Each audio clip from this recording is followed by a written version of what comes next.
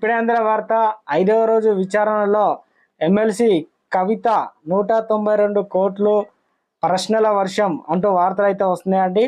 దీనికి సంబంధించి వివరాలు చెప్పడానికి వీడియో చేయడం జరుగుతుంది. చాలా మంది వీడియోస్ ఉన్నారు కానీ సబ్స్క్రైబ్ చేసుకొని మర్చిపోతున్నారు. దయచేసి ఛానల్ సబ్స్క్రైబ్ చేసుకొని బెల్ ఐకాన్ ఆల్ యాక్టివేట్ చేయండి. ఇటువంటి ఇంపార్టెంట్ ఇన్ఫర్మేషన్ మిస్ అవ్వకుండా మీ ఫోన్ నోటిఫికేషన్ రూపంలో వస్తుంది. చాలా మంది మీరు చూస్తున్నారు కానీ లైక్ చేయడం లేదు. దయచేసి లైక్ చేయండి, ఇన్ఫర్మేషన్ అందరికీ తెలుస్తుంది. ఎమ్మెల్సీ కవిత కస్టడీలో భాగంగా 5 రోజు ఇంటరాగేషన్ చేస్తున్నారు ఈడీ అధికారులు. లిక్కర్ స్కామ్ కు సంబంధించిన ప్రశ్నలతో కవిత నుంచి సమాధానాలు రాబట్టేందుకు ప్రయత్నిస్తున్నారు. ఈ విచారణలో డిప్యూటీ డైరెక్టర్ భానుప్రియ మీనా, ఏడీ జోగేందర్ పాల్గొన్నారు. లిక్కర్ స్కామ్ లో కవితతో పాటు ఆమె ఆర్థిక లావాదేవీలపైన అధికారులు ప్రశ్నలు అడుగుతున్నారు తెలుస్తుంది. ఢిల్లీ ఎక్సైజ్ పాలసీలోని సౌత్ గ్రూప్ పాత్ర ఏంటి, అందులో కవితకు ఎలాంటి సంబంధం ఉందనే అంశాలపైన ఈడీ అధికారులు ఆరా తీస్తున్నారు. ఢిల్లీ ముఖ్యమంత్రి కేజ్రీవాల్, అప్పటి డిప్యూటీ సీఎం అనగా మనీష్ సిసోడియాతో పాటు ఇతర మంత్రులు అధికారులతో కవిత ఎప్పుడు ఎక్కడ మాట్లాడారు, ఏమని మాట్లాడుకున్నారో చెప్పాలని అడిగారు. హవాలా ద్వారా ఆప్ నేతలకు ముడుపులు ఎలా, ఎక్కడ, ఎంత మొత్తం ఇచ్చారని ప్రశ్నించినట్టు తెలుస్తుంది.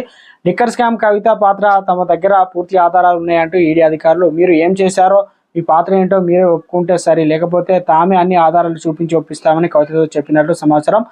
లిక్కర్ కేసులో విచారణకు హాజరు కావాలని ఈడీ నోటీసులు పంపాక మొబైల్ ఫోన్లను ఎందుకు ఫార్మాట్ చేశారో, అందులో ఉన్న డేటాను ఎందుకు తొలగించారని కూడా ప్రశ్నించినట్టు తెలుస్తుంది. ఢిల్లీ లిక్కర్ స్కామ్ మీకు 192 కోట్ల రూపాయలు డబ్బులు ముట్టింది, వాటిని ఏం చేశారు, ఎక్కడెక్కడ ఎంత మొత్తం ఖర్చు చేశారని ఈడీ అధికారులు కవితను ప్రశ్నించినట్టు తెలుస్తుంది. బంజారాహిల్స్ ఇంటిని బిగ్సీ మొబైల్ కంపెనీ ఓనర్ నుంచి ఎంత కొన్నారు, 6,000 గజాల స్థలం ఇల్లు కొనడానికి మీకు అంత డబ్బు ఎక్కడి నుంచి వచ్చిందని కూడా ప్రశ్నించారు ఈడీ అధికారులు.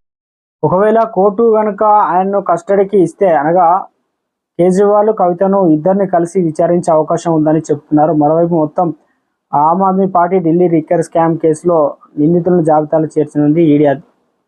కేజ్రీవాల్ కనుసన్నల్లో ఢిల్లీ మద్యం విధానానికి రూపకల్పన జరిగిందని ఈడీ తరఫున లాయర్ ఎస్వి రాజ్ కోర్టుకు దృష్టి తెచ్చారు. కిక్ బ్యాక్ లో బదులుగా సౌత్ గ్రూప్ మద్యం వ్యాపారం పట్టు సాధించి ఈ నేర ఆదాయం అనగా 100 కోట్ల లంచం మాత్రమే కాదు, లంచం చెల్లించి వారి ద్వారా వచ్చే లాభాలు కూడా ఉన్నాయి. అవన్నీ కలిపితే 600 కోట్ల పై మాట, 45 కోట్ల హవాలా ద్వారా గోవాకు బదిలీ చేశారని తెలిపారు. కోర్టుల్లో సుప్రీంకోర్టులో విచారణ జరిగిపోయింది. ఆల్రెడీ కింది కోర్టులకు వెళ్లి మీరు బెయిల్ కోసం పిటిషన్ అయితే దాఖలు చేయొచ్చు. ఈ నెల 23 వరకు, వారం రోజుల వరకు అయితే ఈడీ అధికారులు ప్రశ్నించనున్నారు. 23 తారీఖు వరకు ఏం జరుగుతుంది అనేది సర్వత్రా ఉత్కంఠ నెలకొంది. ఇప్పటికే తెలంగాణ